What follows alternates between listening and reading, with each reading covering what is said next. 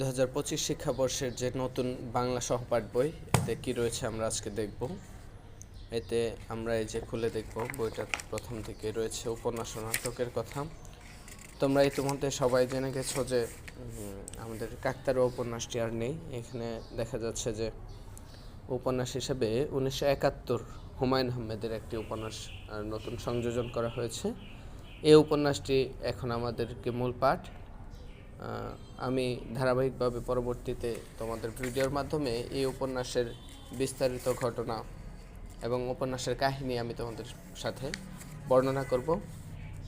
আর উপন্যাসের সব কিছু ভালোভাবে বুঝতে আশা করি আমার এই চ্যানেলের সাথেই থাকবে তোমরা। ধন্যবাদ।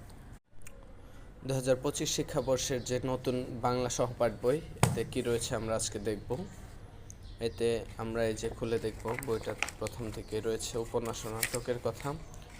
তোমরা ইতিমধ্যে সবাই জেনে গেছো যে আমাদের কাকতাড়ুয়া উপন্যাসটি আর নেই। এখানে দেখা যাচ্ছে যে উপন্যাস হিসেবে 1971 হুমায়ুন আহমেদের একটি উপন্যাস নতুন সংযোজন করা হয়েছে।